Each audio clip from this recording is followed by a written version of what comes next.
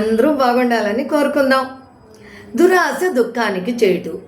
మనం ఎప్పుడూ కూడా ఈ వాక్యాన్ని వింటూ ఉంటాం, చదువుతూ ఉంటాం, బోల్డ్ కథలు చదువుకున్నాం ఇలాంటివి. మరి మనకు అవన్నీ కూడా చాలా బాగుంటాయి. అయితే నేను ఇప్పుడు ఒక కథ చదివాను, దురాశకు దూరంగా జరుగు అనే కథను. ఈ కథను డాక్టర్ ఎం హరికిషన్ కర్నూలు వారు రాసింది. దురాశకు దూరంగా జరుగు, సరదా నీతి కథ. చాలా బాగుంది. అందుకని ఆ కథను నేను మీకు ఇప్పుడు చెప్తున్నాను. ఒక ఊరిలో ధనవంతులైన ఇద్దరు అన్నదమ్ములు ఉంటారు. మరి అన్న చాలా మంచివాడు, సహృదయుడు, అందరూ బాగుండాలి అని కోరుకునే మంచి మనిషి, నీతిమంతుడు, నిజాయితీపరుడు. కానీ తమ్ముడు చాలా ఆశపరుడు. ఎంత ఉన్నా కూడా ఇంకా కావాలి అనేటటువంటి తృప్తి లేనటువంటి వాడు. అయితే ఇద్దరు పక్కపక్క ఇళ్లలోనే కాపురాలు ఉంటూ ఉంటారు. వాళ్ళకి ఒక పెద్ద మామిడి తోట ఉంది.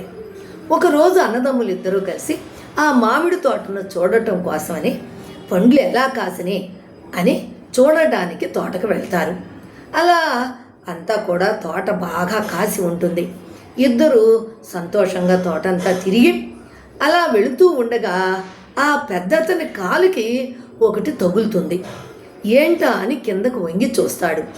అక్కడ తలతళ మెరుస్తూ ఉంటుంది.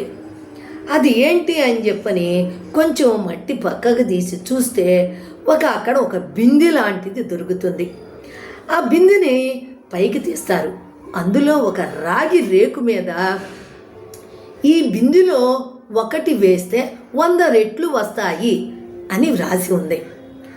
అది చూడగానే ఇది నిజమా కాదా చెక్ చేద్దామని చెప్పని అక్కడ బాగా మగ్గిన ఒక మామిడి పండుని తీసుకొని అందులో వేస్తారు. వేయగానే 100 మామిడి పండ్లు జలజల రాలుతూ కింద పడతాయి. ఓ, ఇది నిజమేను, మనకు చాలా ఉపయోగకరమైంది దొరికింది అనుకుంటారు.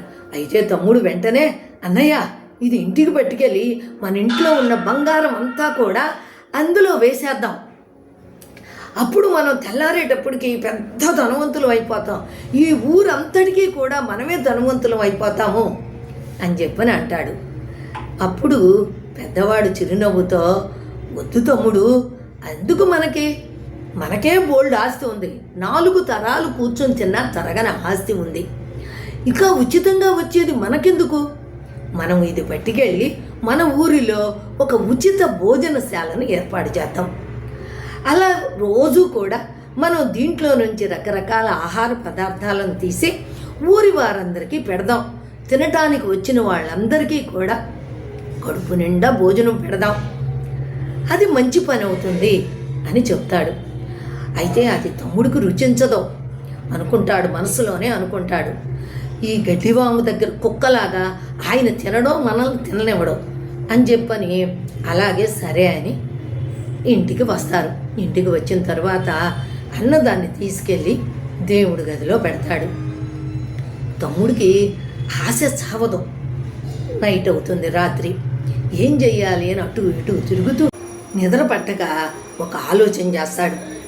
మెల్లిగా వెళ్ళి అన్నగారింట్లో ఉన్నటువంటి ఆ బిందెను తెచ్చి వాళ్ళ ఇంట్లో ఉన్న ఒక వజ్రాల హారాన్ని అందులో వేసి, అది 100 రెట్లు వస్తాయి కదా, అవన్నీ కూడా అమ్ముకుంటే ఈ ఊరంతటికి నేనే ధనవంతుడిని అవుతాను అని ఆశపడి మెల్లిగా అన్నగారింట్లో దూరతాడు.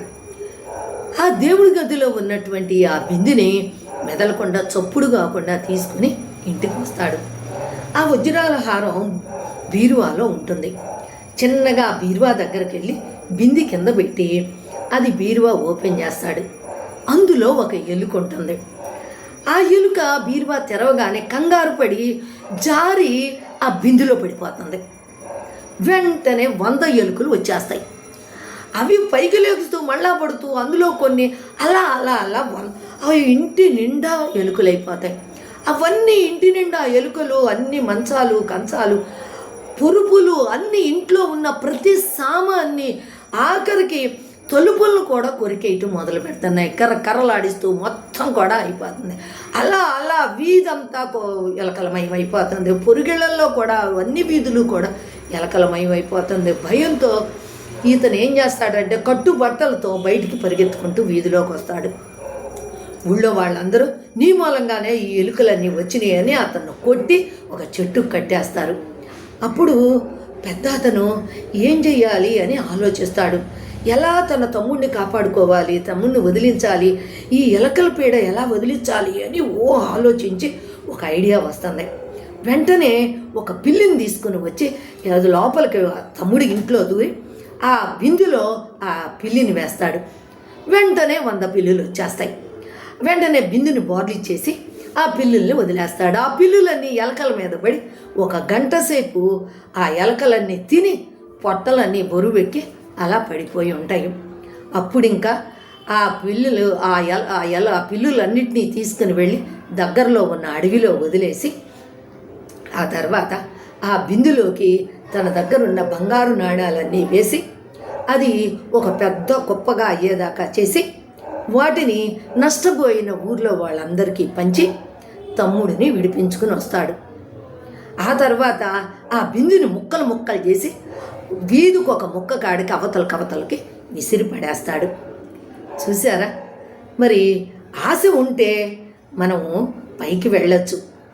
ఎప్పుడైనా ఆశ మనల్ని ఉన్నత శిఖరాలను ఎక్కిస్తుంది, దురాశ పాతాళంలోకి తొక్కేస్తుంది అని తమ్ముడికి హితబోధ చేసి ఇక అప్పటి నుంచి కూడా సక్రమంగా బతకాలి అని తమ్ముడికి బోధించి తను కూడా ఊరిలో అందరితో మంచిగా ఉండసాగారు.